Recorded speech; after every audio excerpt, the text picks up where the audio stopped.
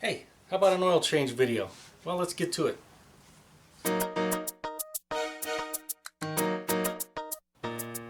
Alright, we're going to do an oil change on this old Civic. This is a 2000 Civic. What is this? This is a LX model. It has a D16Y7 engine in there. I don't know if you remember this vehicle. I've done a lot of work on this thing. This had a misfire. It was severely neglected by the previous owner. It's got a new owner now, but before that owner bought it, I fixed this thing all up. Had to replace the head gasket and numerous other parts to get this thing back in running order. So it definitely was brought back from the dead. So today we're going to do an oil change on it. So let's get started. Alright, this is the stuff I'll be putting in today. First, we got to have coffee. And we need some oil. We need a few tools. We need an oil filter, and we need a drain plug washer. And that's what I'm going to use today. Alright, now the first thing we want to do, and I've already done it, this vehicle needs to be driven or run. Get that engine up to operating temperature so that oil's nice and warm. And usually, typically, that means that the cooling fans came on. That means the engine's up to proper operating temperature, and then we can change the oil. And seeing as we're lifting the front of the vehicle, we're just going to chock the rear tires, and we're also going to make sure the emergency brake, the parking brake, we don't want to trigger anybody. We'll make sure that's engaged so that this vehicle doesn't roll anywhere. And I'm chalking both wheels. Alright, now we're going to have to raise the front of the vehicle up and put it on jack stands. We always want to put the vehicle on jack stands if we're going to get underneath it. We're not going to trust just a jack. But if you've watched any of my previous videos, you know I use Harbor Freight jack stands a lot. I know, I get crap for that. But I try to use things that are, less expensive to show you guys that it can be done. I don't need to buy the highest quality tools, even though I do have a lot of expensive tools. I typically try to, when I can, show more inexpensive tools. But in this case, it kind of bit me because Harbor Freight recalled their 3 and 6 ton jack stands. Not all of them, but quite a few of them. And so I returned them and got these new ones. So these are also Harbor Freight 3 ton ones. And you can see they say they're ASME-PASE, engineered to comply with those certifications. So you hope it's safe, and we have to trust that it is. But I can tell right away that this jack stand is seems to be much better built, much better quality than the old one that I turned in. If you do have to return them, which I would suggest you do, if you have one of those old ones, and I did a video on it that was recalled, bring it back and get another one, or get your at least get a gift card, so you can buy something else. But all I did was bring it in, and I gave them the 2 old ones. They gave me 2 new ones in an even exchange, and it didn't cost me a penny. So they were good about that. So this is what I'm going to use for now. I did order some high quality jack stands, but I'm waiting for them. I haven't got them in yet. When I do, I'll show you what I got, what I'm going to upgrade to. But in the meantime, I'm going to use these till I get the other ones. And because I don't try to steer you guys wrong, when we lift the vehicle up, we're going to use the designated lift points. You can see in the front, that's what we're going to look for, and we're going to lift the vehicle there. And then for our stands, we're going to put them right there. Well, obviously in the front, this is where we're going to put them, right on that reinforced bracket. Alright, looking from the front of the vehicle, we're going to go straight down underneath. And right here, you can see this part, just like our picture right there. That's where we're going to put our jack. We're going to lift the vehicle up. Alright, and from the front wheel here, we can look for our reinforced brackets, and you can see there's one right here, and then there's one on the other side. So we're going to lift it up from the front and put our jack stands, otherwise known as safety stands, under each side, both sides.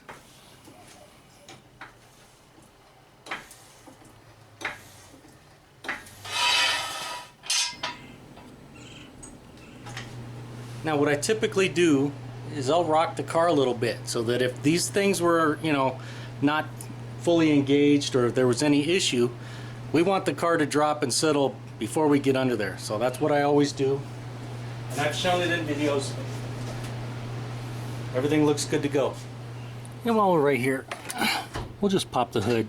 Just remember, usually Civics, they pop straight out, and Accords, they kind of angle and flip. If you do it wrong, you can break them. And to lift the hood, we just need to press this over a little bit. Now usually you can tell what oil you need just by looking at the cap. It's not foolproof, but that's a good easy indication. And 5W30 is the correct weight for this, and that's what we're going to put in. And what we can do is loosen this up to allow the oil to come out a little freer. We can just leave it at an angle like that. And my apologies if you can hear the cooler. It's hot out today.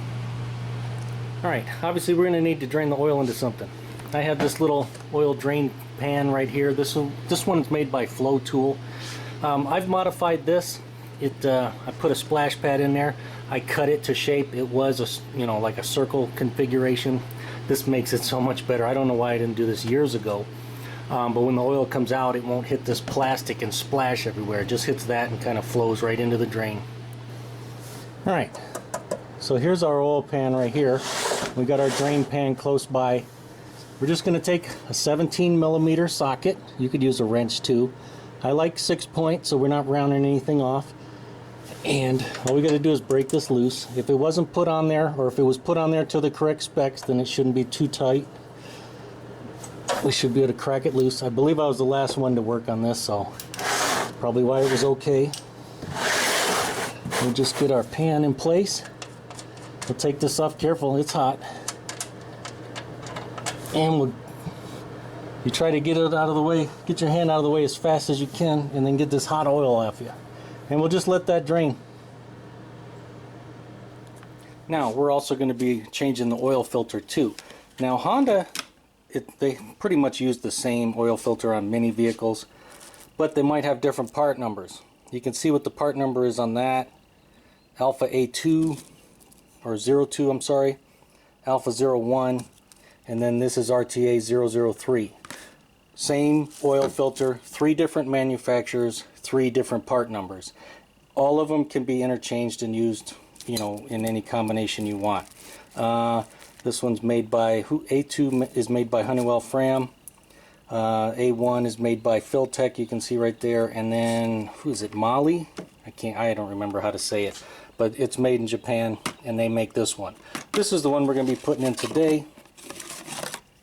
You can see that's what it looks like. And then I will be using the Honda filter wrench. You can see it goes on, and it goes on all of them. So it makes it nice to take it on and off. Makes it pretty darn easy. And let's see, there's the part number on that thing. If you have Hondas, this is the way to go. Get the actual unit. You pay once, but it makes it so much easier because they fit well. Alright, before I forget, I'm going to take a little bit of clean engine oil and put it right on this O-ring right here, right on this rubber ring. That way, next time we want to take this off, it'll actually come off. And I don't know if you can tell, all I did was take a little bit of engine oil, put it on my finger, wipe it around. So it's good to go. And then here's our brand new drain washer. And then you can see one side, if you can tell, is beveled. This side is beveled a little bit. This side is machined completely flat. That's the sealing surface. So we're going to put it on the bolt so that the sealing surface is towards the engine pan, just like that. So we're going to slide it on the bolt like that. And there's the part number for these if you need them. Now typically what I do to get the oil filters off, I take this, put it on. This is an 18-inch little breaker bar from Harbor Freight, and you see it has a little bit of an extension right there. So when I put it on there, it's a perfect length to get up in there, take these off on many Hondas, and this is what we're going to use today. Alright, I'm just going to put this bolt back in real quick, just so I can get you a shot of the oil filter. Typically I would not do this. That way I want to move this out of the way. And then we're just gonna, you can see how I'm going right up and around. Where's our filter? Gotta move that a little more. Come on, just like that. I don't know, can you see that? Hopefully you can see right in there. Where's my light?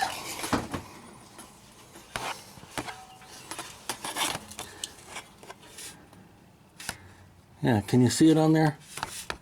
So that's all we're going to do. We're just going to loosen it up like that. And I'll move the drain pan back so the oil will drain into it. But it's going to hit all this crap down here. That's what kind of sucks with this design. It's going to get everything dirty, and then we'll have to wipe it down. Alright, so you can see our wrench just clears. Hopefully I can reach around you guys. Just loosen this. And it's going to start dribbling down here in a second. I just reach up in here, loosen it by hand, and try not to get it in my armpit. You can see it'll drool way over here. It likes to get on everything, that's for sure. So I'll just loosen it up a little more and let it continue to drain, and then I'll take it off. I'll see if I can get the camera in here, but it's kind of messy and it's tight. Not the most fun job, especially when there's not much room and it's tight in here. But if we don't dip it there, we managed to not make too much of a mess. Now we'll just clean that up and put the new filter on. While I'm thinking of it, we can take this back off and let this drain a little bit more if it's gonna, and then we'll get our new washer on. Alright, we're gonna take our old washer there, and we'll put it with all our old washers. You can see, cleaned all the old oil off there. We'll make sure the flat portion is sticking out. Now it's ready to go, and our filter is ready to go. Now, once it's down to a slow drip like that, we can go ahead and put our drain plug back in with our new washer. Otherwise, that thing will sit there and drip forever. So we can put it in. We want to make sure, get this cleaned up as much as we can. And then we got to tighten that up. And also, while we're here, we want to make sure, if you can, I don't know if you can see it, but I can feel it. The rubber O-ring, like I showed you on the new one, we want to make sure it stayed on the old one so it's not stuck up there, so we're not double gasketing it. And you can see we're good. Now we just got to clean up the surface up there so we can put our new filter on. But before we do anything, we'll just go ahead and snug this up, just like that.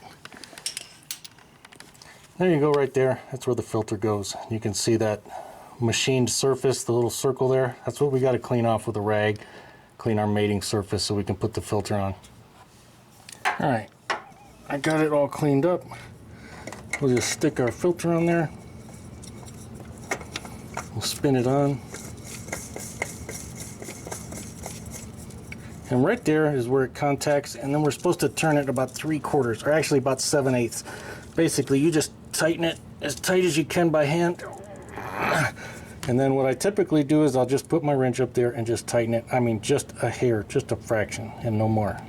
Alright, you can see I have the wrench back up there. And then, so right there it's tight. I've taken up the slack. And that's all I did. Just a hair more, because I don't know, my hands aren't as strong as they used to be. I used to just tighten it by hand and leave it. Now I feel better just doing one little tiny bit of a turn with a wrench. Alright, now we got to torque this down. We don't want to over torque drain bolts. That's where, you know, easy oil changes end up in a bad day, so we don't want to do that. Nearly all Hondas, 33 foot-pounds for steel, 29 foot-pounds for aluminum. Aluminum, usually the bolt is straight. See, it's straight like that. Steel is usually at an angle. We have steel, we're going to put it at 33 foot-pounds.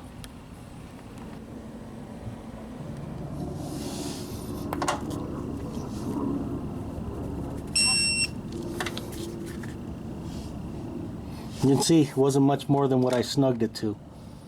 Alright, now I'm going to take a rag and I'm going to wipe down every place I can that oil dripped. Alright, and you can see I poked a hole in this thing with my hole punch. So this thing will drain out properly. After it drains for 24 hours, we can discard it. And a better option, if it's available in the area, is recycle them if you can. Alright, now everything under the car is done, and we double checked, make sure we got that bolt torqued, make sure our oil filter is on there snug. Now we'll go ahead and lower the vehicle back down.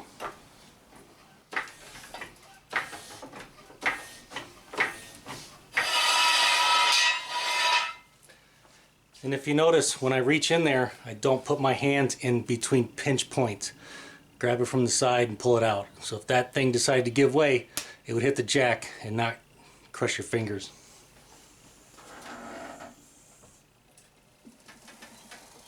And we'll pull our wheel chocks, both sides.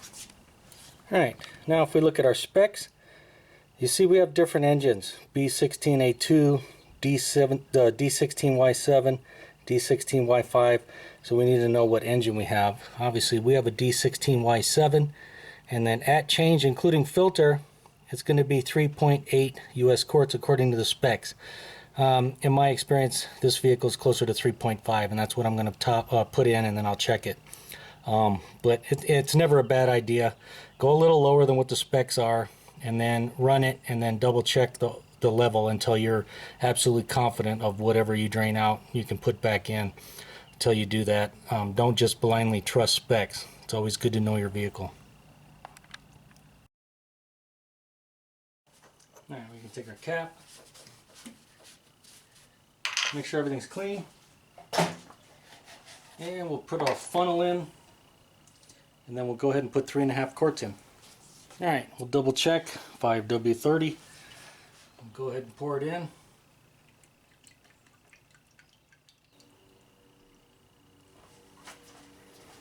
Alright, that was 3.5 quarts. If I didn't know this vehicle at all, I'd probably put 3 quarts in and then run it and then see where it was at and top it off to the perfect level. But I know this vehicle very well. It's like an old friend.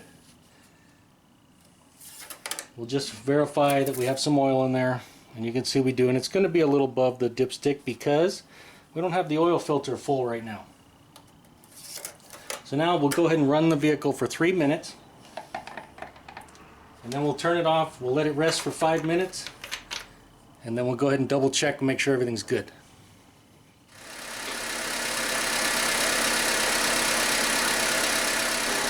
And it's never a bad idea. Look under there. Make sure we don't have a bunch of oil pouring out.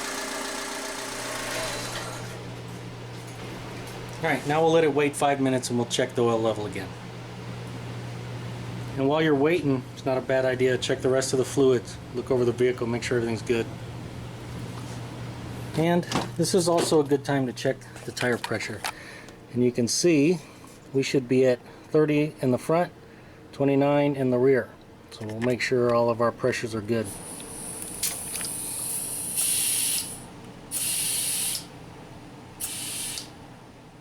Hey, just a reminder, please be sure to dispose of used engine oil properly.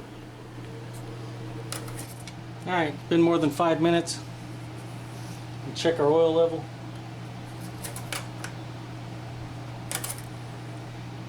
You can see, I don't know if you can see, absolutely right on the money. It's like I've worked on this car before.